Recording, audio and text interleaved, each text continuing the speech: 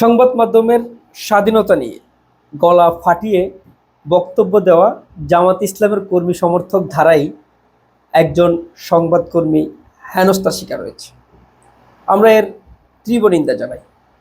আমরা দেখে আসছি বিভিন্ন বক্তৃতায় জামাত ইসলামের নেতৃবৃন্দরা স্বাধীন সাংবাদিকতা নিয়ে আওয়াজ তুলে যাচ্ছে।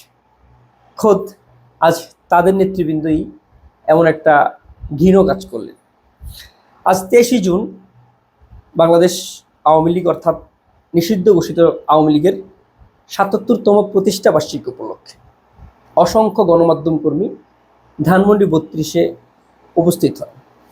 সেখানে জামাত ইসলামের নেতৃবৃন্দরাও অবস্থান নেন এবং নিষিদ্ধ ঘোষিত এই সংগঠনটির বিরুদ্ধে বিভিন্ন স্লোগান দেন।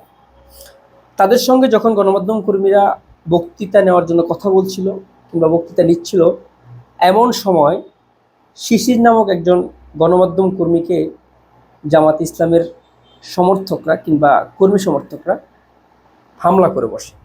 তার শার্টের কলার ছিঁড়ে ফেলে মারধর করে।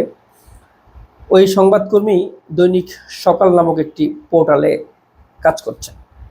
এখন প্রশ্ন হচ্ছে, যারা স্বাধীন সাংবাদিকতা নিয়ে সবসময় আওয়াজ তুলতে আমরা দেখি, তাদের ধারায় যখন সাংবাদিকরা আক্রান্ত হয়, এটার জবাব তারা কি দিবেন? এমন গোছালো একটা দল আমরা সবসময় জেনে আসছি, জামাত ইসলাম খুবই গোছানো একটা দল, বিশৃঙ্খলা এড়াতে তারা সবসময় নিজেদেরকে সচেতন রাখেন। আজ এমন একটা ঘৃণ্য কাজ তারা কিভাবে করলেন?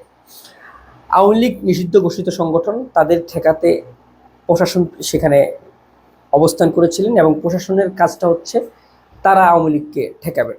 জামাত ইসলামের নেতৃবৃন্দের উপস্থিতি হতেই পারে রাজনৈতিক দল হিসেবে, কিন্তু সাংবাদিকদের উপর চড়া হওয়া, আক্রমণ করা, হেনস্থা করা এটা অপরাধ। আমরা অনতিবিলম্বে যারা এই অপরাধের সঙ্গে জড়িত তাদের শাস্তি দাবি করছি। এবং জামাত ইসলাম যে সাংবাদিকতা নিয়ে বারবার আওয়াজ তুলছেন, স্বাধীন সাংবাদিকতার কাজ করতে গিয়ে যখন সংবাদকর্মী আক্রান্ত হয়েছে, তারা তাদের যে চিহ্নিত যারা এই কাজটা ঘটিয়েছেন তাদেরকে চিহ্নিত করে কি ব্যবস্থা নেবেন সেটাও আমরা সকলেই দেখার অপেক্ষায় আছি।